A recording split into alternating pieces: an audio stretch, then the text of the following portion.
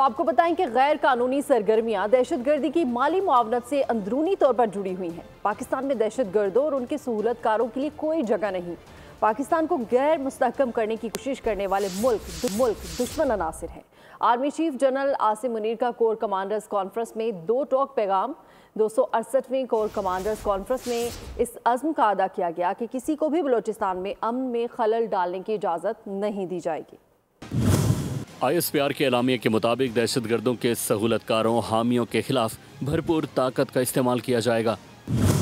بلوچستان میں کسی کو امن خراب کرنے کی اجازت نہیں دیں گے۔ فورم کا ہر قیمت پر بلا تفریق دہشت گردی کو ختم کرنے کے عزم کا اعادہ۔ آرمی چیف نے پاکستان بھر میں نیشنل ایکشن پلان کے تحت قائم شدہ ضلعی رابطہ کمیٹیوں کے آغاز کو سراہا۔ سپہ سالار نے ہدایت دی کہ نیشنل ایکشن پلان کے نفاذ میں حکومتی ہدایت کے مطابق تمام ادارے پائیدار ہم آہنگی، مربوط کوششوں اور تعاون کو یقینی بنائیں۔ غیر قانونی سرگرمیاں دہشت گردی کی مالی معاونت سے جڑی ہیں۔ پاک فوج حکومت اور قانون نافذ کرنے والے اداروں کو دہشت گردوں کی مالی اعانت کے خلاف سخت قانونی اقدامات میں مکمل تعاون فراہم کرے گی۔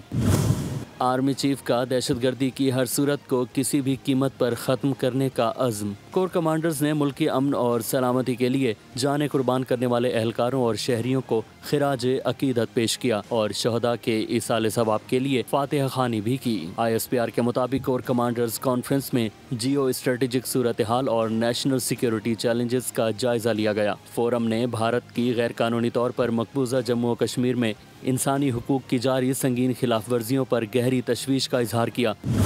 لائن آف کنٹرول پر بھارتی فوج کی بلا اشتعال جنگ بندی کی خلاف ورزیوں پر بھی خدشات ظاہر کیے گئے۔ فورم نے فلسطین کے عوام کی غیر متزلزل سفارتی، سیاسی اور اخلاقی حمایت فراہم کرنے کا بھی اعادہ کیا۔ سبسکرائب کریں اور بیل دبائیں تاکہ کوئی خبر رہ نہ جائے۔